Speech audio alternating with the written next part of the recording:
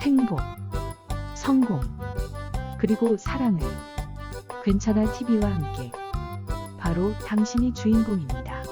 강선영 한국 상담심리치료센터 소장님이 책 내 영혼의 눈물소리. 내가 이렇게 마음이 아픈 사람이었군요. 오랜 세월 동안 그걸 모르고 살았네요. 초등학교 시절에 매일 부모님이 싸우는 소리와 부서지는 소리를 들으면서 밤새 책상 밑에 쪼그리고 앉아 덜덜 떨고 있었던 제가 보이네요. 그랬어요. 그래서 제가 그토록 불안하고 뭔가에 쫓기듯 살았군요. 정말 불쌍한 존재가 내 속에 있었는데 저는 그걸 인정하기 싫었나 봐요. 그래서 더 신경질적이고 잘 토라지고 우울해하고 그랬던 것 같아요. 황폐한 가정에서 자라다 보니 늘 조그만 소리에도 놀라고 대인관계에서 어려움을 겪는 젊은 여성의 이야기는 나의 마음을 몹시 슬프게 했습니다. 그녀는 자신의 나약한 모습에 스스로 실망하기도 하고 내적인 불안을 어찌할 수 없어서 늘 사람을 피한다고 했습니다. 현실에 제대로 직면해 지혜롭게 풀어가지 못하는 일이 반복되면서 그것이 자신을 피폐하게 만들고 있다는 사실을 깨달으면서 극심한 우울증 증세를 겪기도 했습니다. 20회 가까이 나를 우울증에 가둬놓았던 어린 시절을 생각해 봅니다. 에너지를 줄 만한 건강한 자원이 어머니나 아버지로부터 오지 않았고 나는 늘 사랑과 돌봄이 결핍되어 있었습니다. 끊임없이 지속된 가정 불화와 부모님의 다투는 소리 때문에 나의 무의식 세계는 불안과 두려움이 점령하고 있었습니다. 결핍과 고통의 기억은 우울증이 되어 오랫동안 나를 괴롭혔지요. 삶에 대한 애착은 바닥이었고 늘 죽음을 동경하며 절망의 바다에 빠져 허우적거렸습니다. 치유된 이후에 이러한 경험은 비슷한 아픔을 가진 사람을 치료하는 유용한 자원이 되어 주었지만 거울을 보는 듯한 슬픈 얼굴에 또 다른 내 모습을 내담자에게서 볼 때마다 그때의 기억이 떠올라 나를 슬프게 합니다. 우리가 불안한 것은 어린 시절에 경험했던 불안한 기억이 잠재되어 있다가 비슷한 불안 상황이 생길 때마다 무의식적으로 치밀어 오르기 때문입니다. 아주 작은 아이일 때 우리는 부모라는 거대한 존재에 의존해서 살아갑니다. 이때 부모는 거인과도 같은 모습으로 어린아이의 마음에 각인됩니다. 부모의 부정적인 모습, 화를 내거나 폭력적인 모습은 아이에게 엄청난 두려움으로 새겨지고 그러한 부모의 존재를 부정하지 못한 채 어른의 이중적인 모습에 심한 혼란을 겪게 됩니다. 불안 이면에 매달린 분노는 이러한 불안을 억누르기 위한 방어기제이지만 이 병리적 분노는 또다시 불안을 키웁니다. 부모의 사소한 행동들이 반복적으로 아이의 마음 깊은 곳에 불안을 쌓아놓은 결과라는 사실이 너무나 슬픈 현실입니다. 어떤 부모라도 일부러 자신의 아이들을 불안하게 하려고는 하지 않을 테지만 자신도 모르게 어린 마음에 상처를 새기고 그 상처를 덧나게 하면서 깊고 깊은 트라우마를 만드는 것이 부모라고 생각하면 정말 온몸이 떨리도록 무섭고 슬픈 느낌을 갖게 됩니다. 부모의 행동 하나하나가 아이에게 미치는 영향은 지대합니다. 부모의 말투, 눈빛, 몸짓, 언어 습관, 행동 패턴 등은 아이에게 그대로 답습되어 내면화되는데 가장 무서운 것은 부정적 영향이나 파괴적 내면으로 새겨져 아이가 일그러진 자아상을 갖게 되는 것입니다. 계속해서 아이를 억압하면 아이는 갈 곳을 잃어버리게 됩니다. 학생들이 자살하는 사건이 너무나 자주 일어납니다. 부모의 기준을 아이에게 주입시키는 것은 어리석은 일입니다. 부모의 기준에 따라 심한 체벌을 하는 것도 아이의 영혼을 파괴합니다. 부모 자신도 완벽한 존재가 아닙니다. 그런데 늘 아이에게는 완벽을 요구한다면 그것은 참으로 모순된 행동입니다. 우리가 어린아기였을 때부터 겪은 무수한 불안과 놀람, 두려움과 무서운 기억들은 망령처럼 그대로 살아서 현재 우리의 삶에 그대로 투영됩니다. 그러므로 더 이상 자신의 아이들에게까지 이 불안이 이어지지 않도록 온 힘을 다해 노력해야 합니다. 자신의 상처가 대물림되지 않도록 더 이상 상처받는 영혼이 없도록 우리 모두 자신의 상처를 안아주고 치유해야 할 것입니다. 불안이 만들어낸 분노의 덫. 저는 왜 이렇게 분노가 많은지 모르겠어요. 화를 너무 잘 내고 한번 화가 나면 걷잡을 수 없는 분노가 계속 올라와요. 미치겠어요.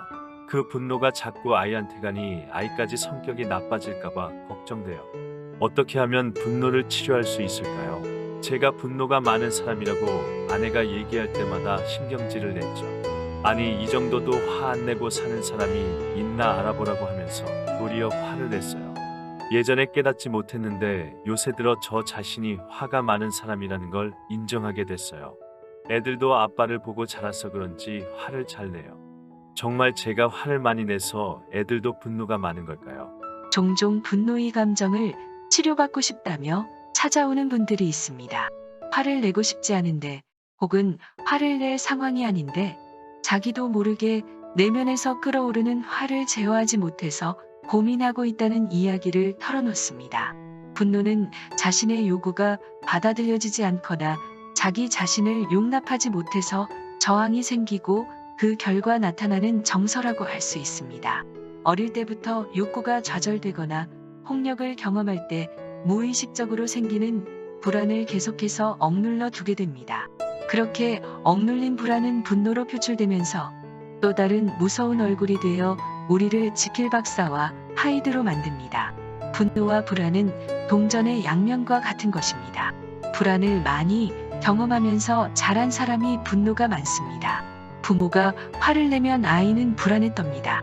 그 불안이 쌓이고 쌓여 내면에 가득 차면 그 불안을 어떻게든 덜어내려는 무의식적인 방어 기제가 작동하게 되는데, 이것이 분노로 표출되는 것입니다. 성경에는 자녀를 노엽게 하지 말라는 구절이 있습니다. 부모들은 자신의 어떤 태도가 자녀를 노엽게 하는지 알아야 합니다. 자녀를 노엽게 하는 일이 잦으면 자녀 또한 분노가 가득한 사람으로 성장하게 됩니다. 자기 자녀를 진정으로 사랑한다면 부모는 자신의 분노에 대해 탐색하고 치유해야 합니다. 아버지는 정말 무서운 분이었어요. 어릴 때부터 한 번도 웃는 모습을 본 적이 없어요. 늘 야단치고 불호령을 내렸지요. 매를 때릴 때도 무서웠고요. 아버지를 피해서 도망간 적도 여러 번 있어요. 거에 매일 화를 내고 때리고 했어요. 그럼 아버지가 정말 싫었는데 제 자신이 아버지를 닮아가고 있더라고요. 애들한테 막 화내고 때리고 불안 때문이라고는 생각도 못했어요. 제가 어릴 때 많이 불안해했어요. 무서움도 많았고 언제부턴가 늘 짜증이 나고 매사에 화가 났는데 어린 시절에 불안이 그렇게 작동한 건가 봐요. 저는 외동딸이어서 항상 혼자였는데 부모님은 늘 바쁘시고 또 화를 자주 내시는 분들이었어요. 밤에도 저 혼자 잠들어야 할 때가 많았어요. 어린 시절의 불안이 클수록 분노도 덩달아 커집니다. 우리는 이 세상에 살면서 분노가 전혀 없이 살아갈 수는 없습니다. 건강하게 분노를 표출하는 방법도 익혀야 합니다.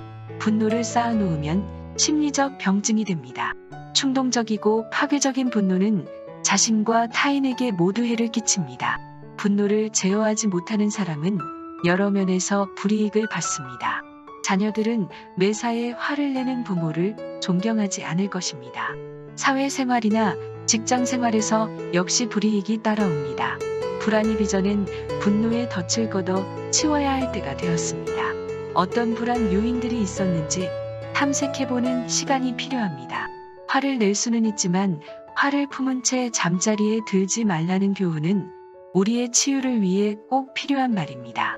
아울러 불안을 다 치료받으면 더 이상 파괴적인 분노를 경험하지 않게 됩니다. 저는 행복을 몰랐습니다.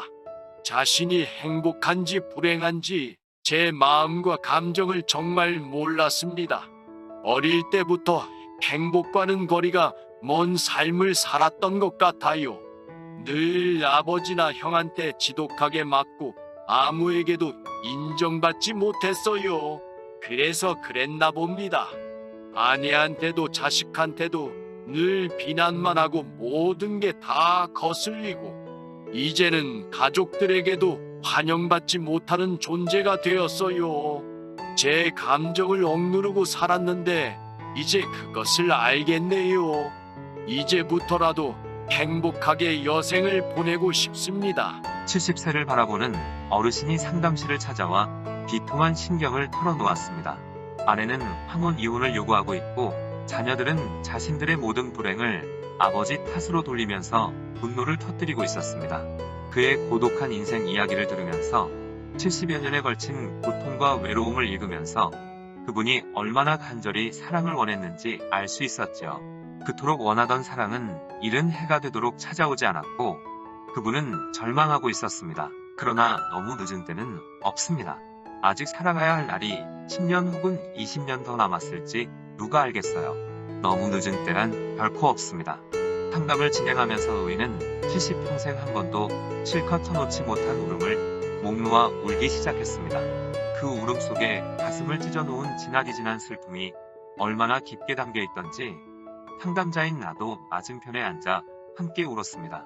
어린 시절 학대받은 경험, 어머니와 아버지 모두에게 버림받고 친척집을 전전하면서 눈칫밥을 먹었던 기억, 어린 나이에 공장에 들어가 온갖 꾸준히 일을 하면서 고생했던 기억들, 아무도 자신의 이야기를 들어주지 않았고 늘 무시당했던 고통스러운 기억들을 들추어내면서 그동안 참았던 분노와 슬픔의 눈물을 쏟아내었습니다.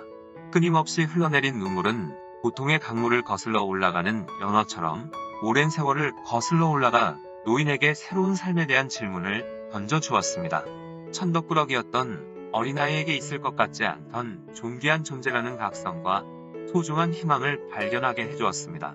그동안 자신이 왜 그렇게 행동했는지, 왜 그토록 쫓기듯 살았는지, 왜 그렇게 세상에 적대적이었는지 그 원인을 탐색하는 과정에서 자신의 억눌리고 굶어터진 마음 밑바닥의 감정과 정서를 들여다보기 시작했습니다. 그렇게 살아오다 보니 자신의 옆에 아무도 남아있는 사람이 없어 더욱 외로워졌다는 것을 알았습니다. 자녀들에게조차 외면당하는 처량한 신세를 한탄하면서도 그 누구에게도 자신의 심경을 토로할 수 없는 아픔을 진실하게 쏟아내어 놓았습니다. 그렇게 여러 차례 상담 치료를 하는 동안 조금씩, 아주 조금씩 그분의 마음에 평안이 싹트기 시작했습니다. 가족들도 미세하나마 이분의 변화를 눈치채기 시작했습니다. 행복감을 전혀 느끼지 못하는 사람들이 있습니다. 자신이 행복한지 불행한지 아무런 감각이 없는 사람도 있습니다. 행복은 어디에서 오는 것일까요? 마음의 불행을 걷어내면 행복한 느낌을 찾게 되겠지요. 행복하지 않으면서도 불행하다는 느낌이 없는 것은 자신의 감정을 억제하거나 부인하기 때문입니다. 감정을 부인하는 것은 두렵기 때문입니다. 불행하다고 느끼는 감정 자체가 두렵습니다. 그것을 느끼는 순간 자신이 불행한 사람이 되기 때문입니다. 하지만 불행한 감정을 느끼는 것이 느끼지 못하는 것보다 낫습니다. 역설적이게도 그 느낌을 먼저 느껴야 불행에 대한 수많은 심리적 파편들이 치료됩니다. 행복은 늘 우리 곁에 있습니다. 단지 느끼지 못할 뿐입니다. 불행이나 고통의 감정을 부인하면 행복도 느낄 수 없습니다. 슬픔, 고통, 수치심, 열등감, 우울감, 분노 등 수많은 부정적 감정은 회피하면 할수록 우리의 내면을 휘저어 놓습니다.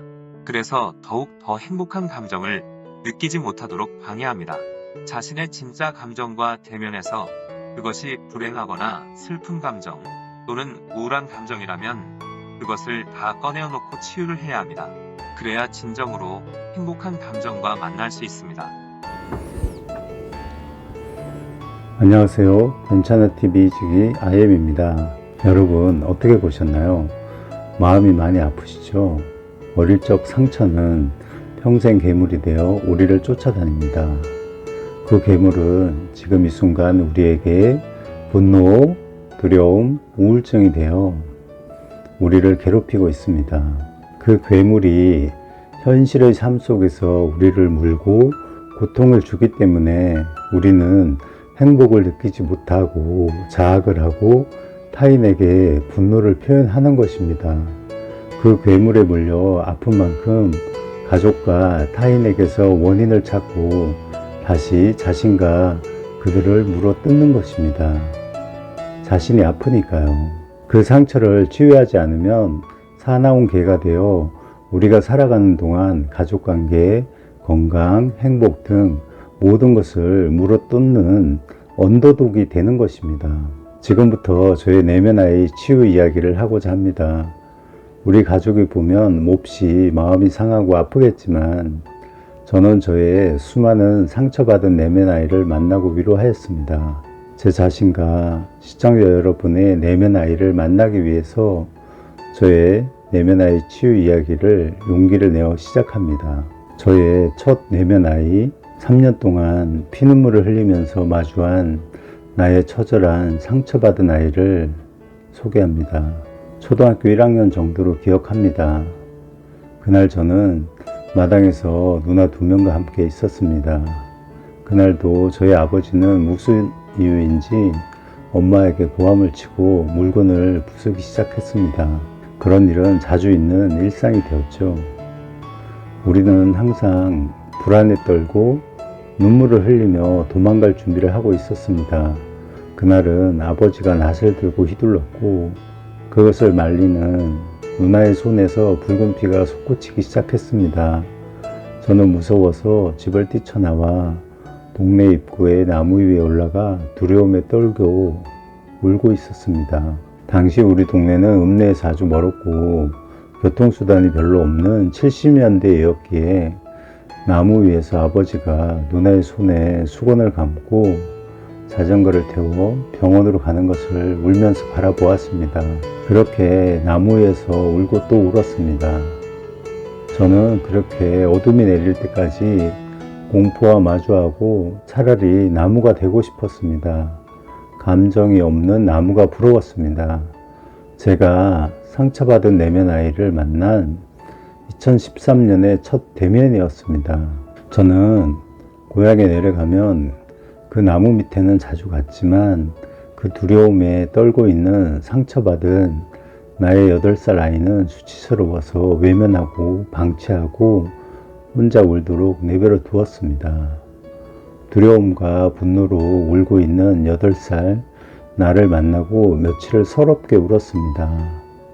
짐승처럼 혼자 울었습니다. 아이야, 얼마나 힘들었니? 35년 동안 너는 그 나무 위에서 울고 있었구나. 무섭고 두려워서 분노에 찬 얼굴로 수많은 밤을 거기서 혼자 외로움에 떨고 있었구나. 이젠 괜찮아. 내가 너를 보호해 줄게. 내 잘못이 아니야. 창진아, 이젠 내가 너를 지켜줄게. 내가 너를 사랑해 줄게. 너는 있는 그대로 소중한 아이란다. 자, 내 손을 잡고 그 나무 위에서 이제 내려올 수 있겠니? 처음에는 저의 손을 잡지 않았습니다. 그 아이는 이 세상을, 사람을 믿지 못하는 괴물이 되어 있었습니다. 저는 몇 달 동안 나의 아이를 만나고 달래고 안아주고 드디어 용기를 내어 고향 마을 그 나무 밑으로 갔습니다. 어둠이 내린 밤에 저는 그 나무 위를 쳐다보았습니다. 나의 8살 난 창진이는 그렇게 두려움에 떨고 분노하며 나무 위에서 서럽게 울고 있었습니다. 저는 울면서 애원을 하며 말하였습니다. 이젠 괜찮아. 내가 널 지켜줄게. 모든 사랑을 너에게 주며 너를 안전하게 지켜줄게. 전쟁은 끝났어 하고 손을 내밀었습니다. 그 상처받은 아이는 내 손을 잡으며 35년 만에 땅을 밟고 내 품에 안겨 한없이 울었습니다. 그날 밤 저는 그 아이를 이제는 새롭게 변한 고향집으로 데리고 와서 함께 잠을 청하였습니다. 그날 밤에 저는 심한 열과 몸살을 앓았고 아침에 깨어나니 온몸이 땀으로 젖어 있었습니다. 하지만 저는 마음이 편안해지고 새로운 삶을 살아갈 수 있다는 희망과 꿈이 생기기 시작했습니다. 저는 셀 수도 없는 아버지의 잔인하고 무자비한 분노와 화해에 시름시름 생명을 잃어가는 아이가 되어가고 있었습니다. 밥상이 날아가고 죽는다며 불타는 부뚜막으로 들어가려고 하고 형용할 수 없는 고성에 저는 담벼락 밑에 숨어서 언제 끝날지 모르는 싸움을 지켜보고 두려움에 떨고 있었습니다. 저는 청소년기를 임무처럼 방황을 하였고 결혼 후에는 제가 그렇게도 싫어하는 아버지의 모습 그대로 집안 물건을 부수고 아이들에게 폭력을 쓰는 잔인한 아버지가 되어 있었고 단 하루도 술을 먹지 못하면 내 자신을 죽이고 싶은 생각에 잠을 자는 것이 힘들었습니다. 물론 저는 나는 태어나면 안 되는 사람이었어. 나는 저주받았어. 나는 왜 행복한 집안 분위기가 미치도록 싫은 거야 하고 나를 학대하며 공포 분위기를 조성해 나갔습니다. 그 익숙한 분위기에 나는 점점 더 포악해져 갔습니다. 2013년 봄까지 저는 잔인한 삶을 살았습니다. 수없이 반문해 보았습니다. 나는 왜 가장 싫어하는 아버지의 행동을 그대로 하고 있을까? 이 끝도 없는 분노는 어디에서 온 것일까? 저는 아이들에게 그 후로 3년 동안 사과하였습니다. 미안하다고, 나도 잘 몰랐다고, 내가 잘못했다고 용서를 빌었습니다. 물론 지금은 봉합되었다고 생각하지만 제가 대물림한 그 상처는 치유를 하지 않으면 다시 세상의 삶 속에서 여러 모습으로 나타날 것입니다. 이 자리를 빌어 진심으로 저의 사랑하는 아내와 아이들에게 고개 숙여 사죄합니다. 저희 아버지는 수많은 상처를 남긴 채 미안하다는 한마디 말 없이 제가 초등학교 3학년 때 세상을 떠나셨습니다. 저는 상처받은 내면 아이를 만나면서 아버지 산소에 가서 엄청난 욕을 퍼보았습니다. 당신 그렇게 누워있으니 좋아? 당신 자식들이 이렇게 아프고 살아가고 있는데 물론 아버지도 피해자였다는 것을 알고 있습니다. 하지만 피해자였다는 이유로 자식에게 대물림을 하고 저 또한 대물림을 하였습니다. 그것은 절대로 용서할 수 없습니다. 다만 저는 2019년에 아버지 산소에 가서 울면서 용서한다고, 진심으로 용서한다고, 아버지의 삶도 아팠을 것이라고 울면서 말했습니다. 하지만 그 대물림의 잔인함은 아직도 저의 삶 곳곳에서 제가 풀어야 하는 숙제로 남아 있습니다. 그 작은 시골 동네에는 마치 도미노처럼 이 집 저 집에서 술 먹고 고함치고 물건 부수는 소리가 매일 저녁 들려왔습니다. 또 다른 아버지와 또 다른 상처받은 나의 모습이 우리 동네의 잔인한 풍경이었습니다. 그 친구들, 누나들, 형들은 지금 왜 그런지도 모르는 분노와 화병에 시달리고 누군가는 병을 얻고 죽음을 맞이하였습니다. 상처는 받고 싶지 않은 것을 받은 감정입니다.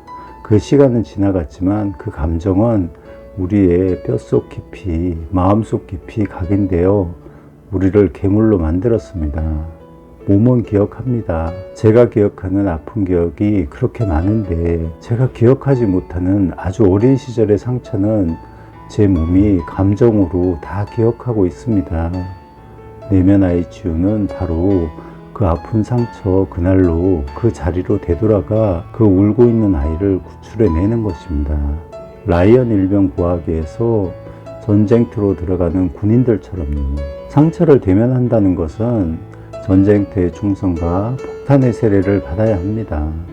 여러분, 용기를 내어 그 상처받은 자신의 어린아이를 구해내시길 바랍니다. 그때 우리는 자신을 사랑하고 가족 관계도 건강도 자신의 무한한 능력을 펼치고 성공도 행복도 맛볼 수 있는 기적을 만나는 것입니다. 여러분은 어떤 불안과 두려움, 괴물의 포로가 되었나요?